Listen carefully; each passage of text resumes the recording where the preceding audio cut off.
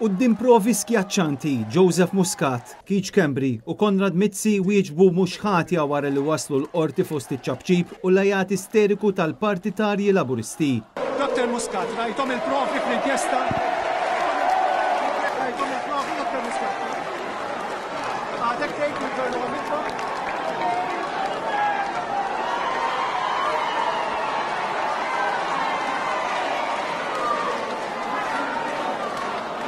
Fuq barra tal-qorti kellhom ċelebrazzjoni, iżda fuq ġewwa sabu ma' wiċċhom ir-realtà, affaċċjati bi 78 kaxxa bil-provi, saga sħiħa ta' intriċċi, ċifri li laħqu għal miljuni kbar ta' euro, taxxa mhux dikjarata, apparat konfiskat, rejd fir-residenza ta' Joseph Muscat, rejd fl-uffiċċju ta' Nexia BT, rabtiet ma' persuni suspettużi, lista sħiħa ta' nies implikati.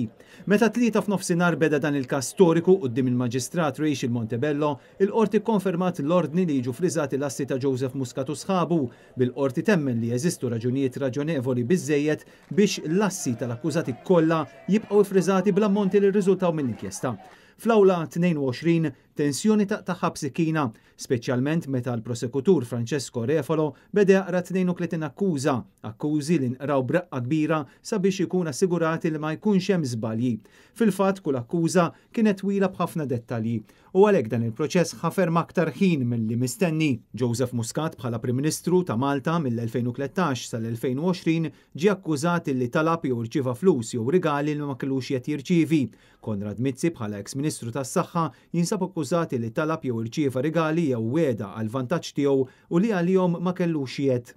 Keith Schembri bħala Chief of Staff ta' Muscat qed jiġi akkużat bl-istess akkużi ta' Joseph Muscat u Konrad Mizzi, iżda bid-differenza li aċċetta dan ir-rigal b'teddid jew b'abbuż ta' awtorità kontra l-liġi. It-tlieta li huma wieġbu mhux ħatja tal-akkużi miġjuba kontrihom, b'Joseph Muscat jgħid li hu assolutament mhux ħati.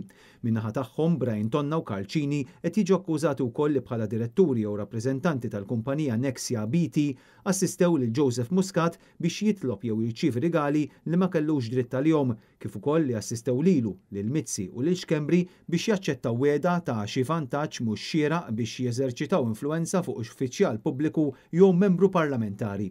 L-14 l-akkużati kollha wieġbu mhux ħatja tal-akkużi li affaċċjaw fl-awla. Quddiem il-Bank tal-Maġistratura ġewwa Sebiti għexieren ta' kaxex u towers tal-computers b'dokumenti u provi marbuta mal-inkjesta Vitals. Dan fil-waqt li s-siġġiet li s-soltu jkunu okkupati mill-membri tal-ġurija ġew użati mill-avukati tal-akkużati hekk kif b'kollox fl-awla kien hemm 28 avukat b'6 minnhom jidhru għal Joseph Muscat. Kien grazzi għal Partit Nazzjonalista li l-poplu ma baqax jiġi misruq meta instab li kien hemm kollużjoni fid-dil fraudolenti tal-isptarijiet. Vitals Global Healthcare kienet ingħatat il-konċessjoni fl-2015. Muscat, Mizzi u Schembri huma kollha suspettati illi ibbenefikaw minn Political Support Fund imwaqqaf minn Stewart Healthcare illi ħadet f'idejha il-konċessjoni mingħand Vitals fl-2018.